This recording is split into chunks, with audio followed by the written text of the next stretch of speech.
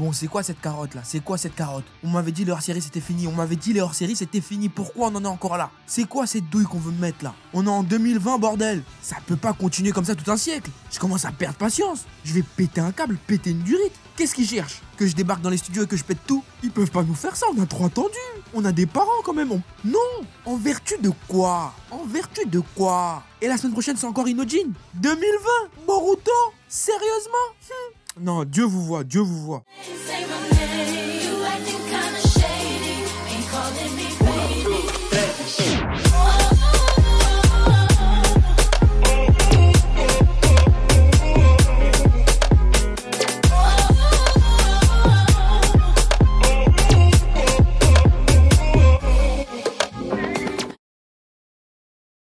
Les amis de YouTube là, faut aller sur YouTube là, vous allez là-bas, vous donnez l'amour, vous regardez les vidéos, faites les dons, comme ça Afro va faire les Genkinama comme Son Goku. L'amour c'est important, hein. À bientôt.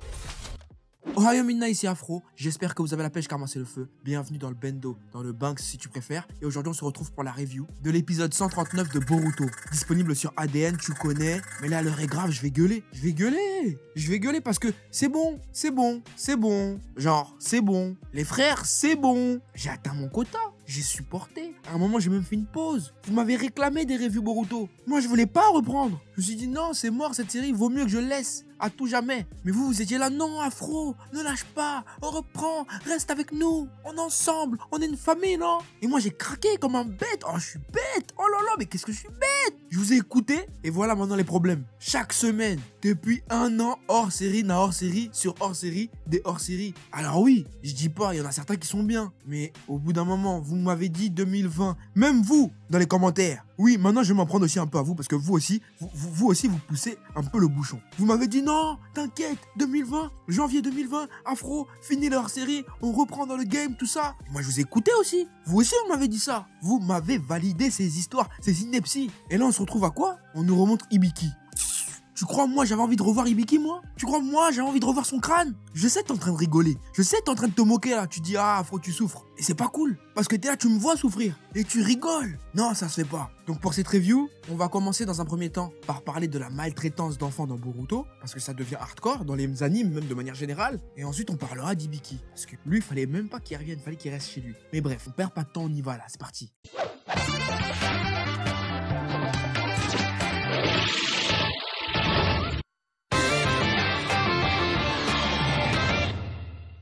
Alors apparemment dans cet épisode, on a affaire à l'équipe 40. 40. Déjà je te dis le chiffre, déjà t'es mort. Déjà là t'es mort. Équipe 40. Même dans Naruto il n'y avait pas d'équipe 40. Là, ils ont forcé un chiffre. Pour bien te dire, non. Eux, ils sont loin là-bas dans le hors-série game. Donc apparemment on a affaire à la jeune Enko Onikuma qui a un sort d'invocation posé par le clan Onikuma sur ses bras. Et apparemment, ça lui donne des bras de démon. Si on veut faire un peu de traduction, parce que ouais... ouais, on connaît un peu le... Connais Oni, c'est démon. Kuma, c'est ours. D'où c'est gants en forme d'ours. De pattes d'ours, si tu préfères. Donc du coup, dans cet épisode, on apprend que celle-ci a du mal à se contrôler. Pourquoi? Parce qu'elle a un grand manque de confiance en elle, à cause du jugement de ses amis. Car depuis que ces derniers ont appris qu'elle avait les bras du démon, et bah... logiquement, ils ont commencé un peu à avoir peur. Et du coup, cela l'a frustrée et a permis à ses crises de devenir plus régulières, si tu préfères. Bon, en soi, le thème de l'acceptation, c'est un cas récurrent dans Naruto, on le sait déjà. C'est accepter tel que l'on est et surtout faire en sorte que les autres acceptent notre différence. Car qu'on soit bleu, blanc, jaune, rouge, violet, extraterrestre, tout ce que tu veux, on a tous une tête, un cerveau, un cœur, des sentiments et une personnalité. Et le rejet est quelque chose de difficile à vivre au quotidien. Il y a des gens qui arrivent très bien à vivre sans, mais il y en a d'autres pour qui ça provoque des traumatismes, comme notamment Enko durant cet épisode. Mais moi en fait ça me fait rigoler. À chaque fois, dans ce manga, que ce soit Boruto ou Naruto, on fait toujours des trucs mauvais aux enfants. Pourquoi ils font ça? Naruto, on lui a mis un démon dans son corps. Gaara, on lui a mis un démon dans son corps. Sasuke, on a tué toute sa famille. Son grand frère en plus. Rock Lee se faisait tailler toute la journée parce qu'il avait des gros sourcils et qu'il savait même pas lancer un katon. Sakura, sa meilleure pote à cause d'un mec, elle a commencé à la tailler en lui disant ouais t'as un grand front, t'as un grand front, t'as un grand front. Zabuza, il a dû tuer tout son examen pour devenir Chunin.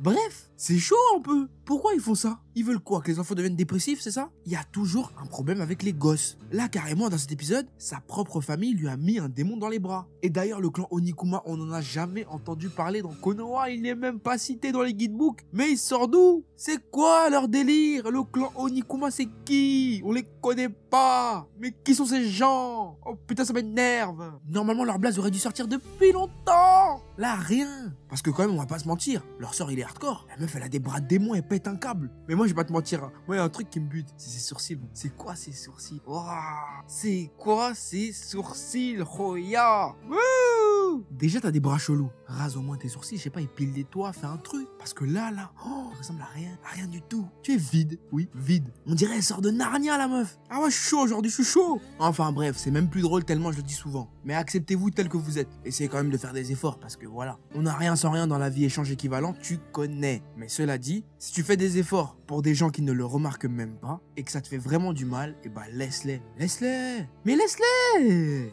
Ah, laisse-les, je te dis. Ils te méritent pas. Prendre sur soi, prendre sur son ego, c'est un truc de ouf pour un être humain. Et si jamais la personne en face de toi ne le comprend pas, bah laisse-la. Pas de 36 solutions. Voilà. Maintenant que c'est dit, passons à Hibiki.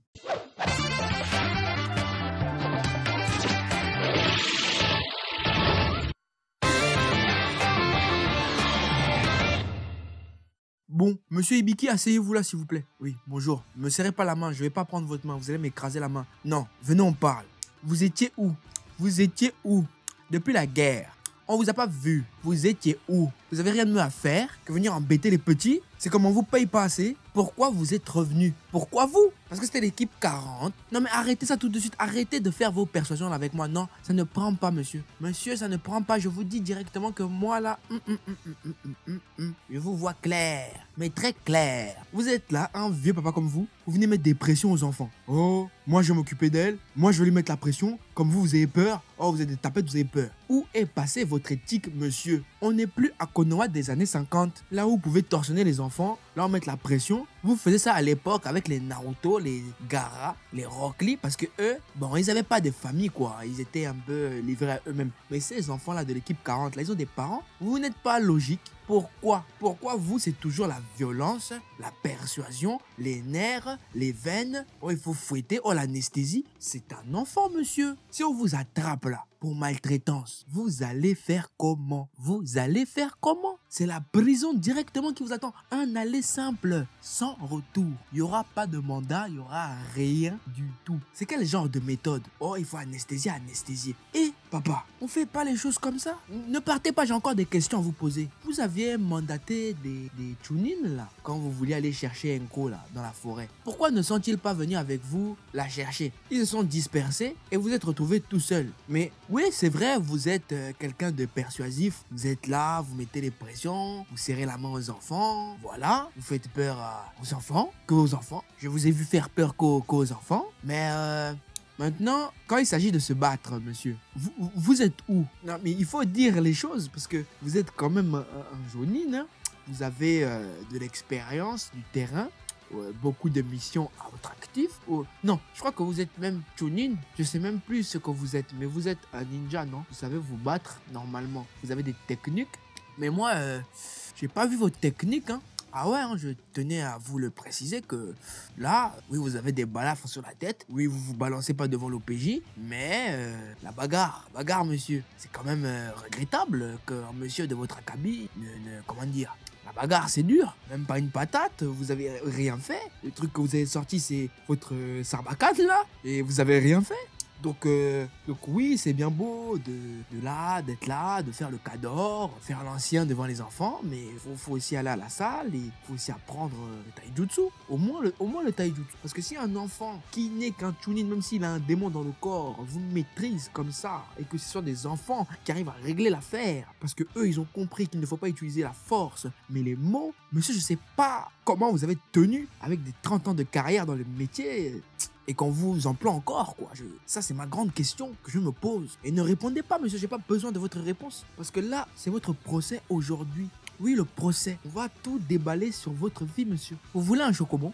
Oui, excusez-moi, reprenons. Donc, du coup, Je voulais vous mettre un avertissement. Voilà, un petit avertissement parce que, oui, monsieur, vous le méritez. Déjà, je me suis coltiné votre hors-série. Ça m'a fait chier de ouf. Mais vraiment chier de ouf. J'ai tenu parce que il y a des gens derrière moi qui m'attendent, qui me soutiennent, qui me like. Je suis obligé de faire ça pour eux. Mais vous là, vous avez un avertissement à partir d'aujourd'hui. Vous vous occupez de l'équipe 40. On est à l'épisode 139. Vous allez vous occuper de l'équipe 40 jusqu'à l'épisode 190. Et ce n'est pas fini. Vous allez changer vos méthodes. Parce que faire l'ancien, là, ça ne sert à rien. Vous avez vu. Vous êtes retrouvé au pied du mur. Oui, vous êtes vieux. Un vieux papa comme vous. Vous travaillez encore. On vous laisse faire. Mais ne tirez pas sur la corde, monsieur. Ne tirez pas sur la corde. Donc, continuez avec l'équipe 40. Allez chasser des lapins. Chercher des carambars. Vous voulez un Kinder Delice? Et surtout, restez humble. Oui, humble. Parce que vous serrez la main fort aux enfants d'autrui. Ce ne sont pas vos enfants. C'est pas vos enfants. C'est pas parce qu'on vous laisse faire que c'est vos enfants. Faites très attention à ce que vous faites. Très, très attention. Moi, je suis en colère. Ah, je suis colère. Là, vous me voyez, là, je suis colère. Je peux vous gifler, là, tout de suite, là. Ça peut partir. Là, même la revue est partie en couille, là. Ils ont capté, c'est parti en couille. Mais je peux vous gifler, monsieur. Faites très attention. Très, très, très attention parce que je vous regarde. Je vous surveille. Dites à vos gens, là, qu'il faut arrêter aussi les hors-séries. Parce que, en tant que fan, ça nous fait mal. Très mal. Un an de hors-série. On connaît la catastrophe de Bleach. Ou les hors-séries de Naruto et Naruto